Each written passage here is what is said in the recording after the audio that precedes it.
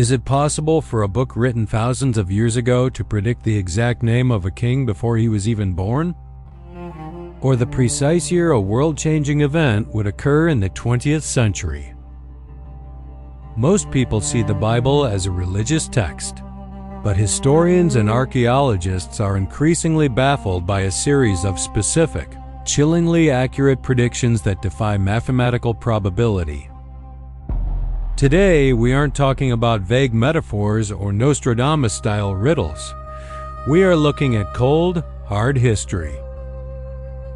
From the fall of empires to the exact date of a modern war, these are 7 biblical prophecies that actually happened. But before we dive into the mystery, if you love exploring the intersections of history, faith, and the unknown, make sure to hit that subscribe button. Let's begin. 7. The impossible fall of Babylon. At its peak, Babylon was the jewel of kingdoms. Its walls were so thick that 2 chariots could race atop them.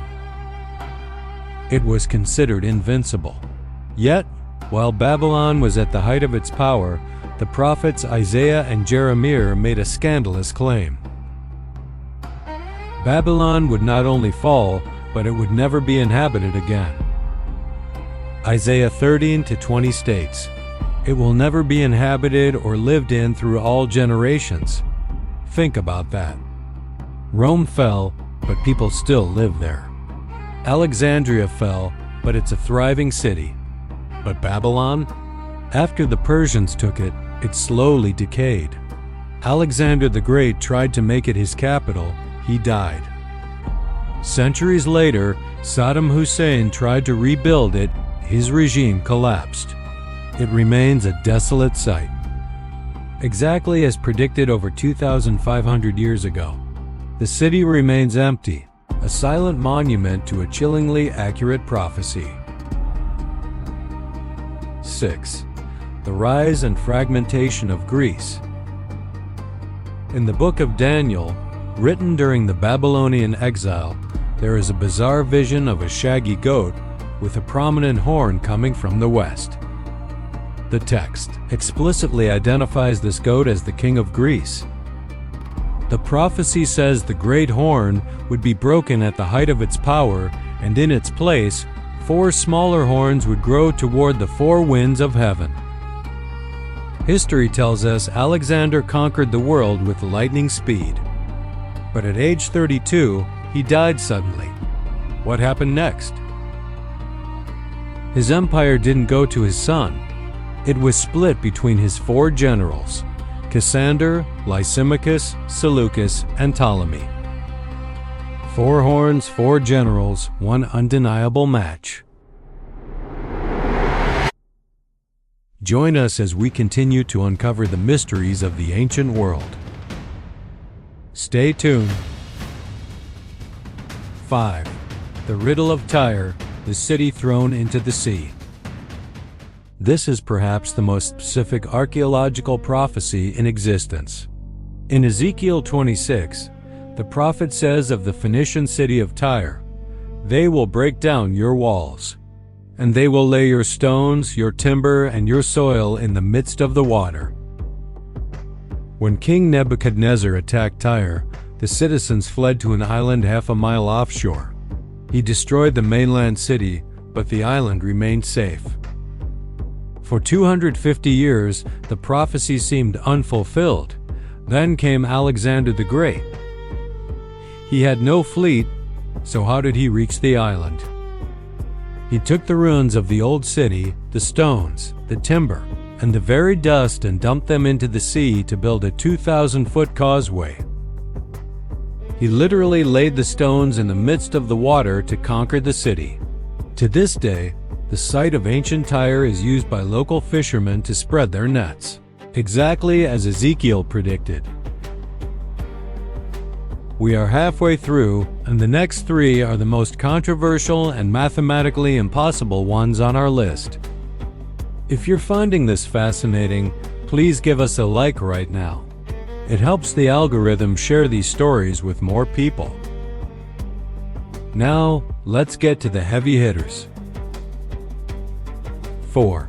The 483-year countdown. In Daniel chapter 9, there is a prophecy known as the 70 weeks. It gives a specific timeline, from the decree to rebuild Jerusalem until the appearance of the Anointed One, the Messiah. There would be 69 weeks of years. In prophetic language, a day equals a year. 69 weeks times 7 days equals 483 years. History records that the decree to restore Jerusalem was given by Artaxerxes in 457 BC. If you count 483 years forward, adjusting for the lack of a year zero, you land exactly on 27 AD. What happened that year? It was the exact year Jesus of Nazareth was baptized and began his public ministry. The mathematical precision here is enough to make even the most hardened skeptic pause. Those who remembered the prophecy used that window to flee to the city of Pella. Shortly after, the Romans returned under Titus. The destruction of the Second Temple. In 33 AD, Jesus stood overlooking Jerusalem and made a terrifying prediction. Not one stone here will be left on another. Everyone will be thrown down. He warned his followers that when they saw Jerusalem surrounded by armies, they should flee to the mountains. In 66 AD, the Jews revolted. The Roman general Cestius Gallus surrounded the city, but then, for no logical military reason, he retreated. In 70 AD, they burned the temple. The gold melted and ran into the cracks between the stones. To get the gold, the Roman soldiers pried every single stone apart with crowbars. Not one stone was left on another. History and prophecy collided in a literal rain of fire. 2. Cyril the Great, the king called by name. Imagine a book writing your name and your specific career achievements 150 years before you were born. The book of Isaiah, written around 700 BC, mentions a king named Cyrus. It says he would conquer Babylon, open the double doors, and allow the Jews to return home to rebuild their temple. Cyrus the Great wasn't born until 600 BC and 539 BC. He did exactly what was written. He conquered Babylon by diverting the river, walking through the inner gates left open by mistake, and issued a decree for the Jews to go home. The Cyrus cylinder, an archaeological artifact in the British Museum, confirms this decree. How did Isaiah know his name? That is a question history cannot answer. 1. The 1967 restoration. Finally, the most modern miracle. The Bible predicted that the Jewish people would be scattered among all nations, but would eventually return to their land. But there was a specific calculation found in Daniel 8 regarding the cleansing of the sanctuary after 2,300 evenings and mornings, years. Many theologians, using the date of Daniel's vision in 334 BC, calculated centuries ago that something monumental would happen in 1967. In June of that year, the Six-Day War broke out. For the first time in nearly 2,000 years, Jerusalem came back under Jewish control. Whether you view this through a political or religious lens, the timing is statistically impossible to ignore.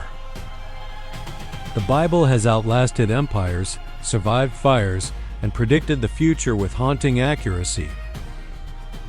What do you think? Is this the work of divine inspiration or the most incredible string of coincidences in human history? Don't forget to subscribe for more deep dives, like this video if you enjoyed it, and comment your thoughts below. Thanks for watching, Obzera. I'll see you in the next one.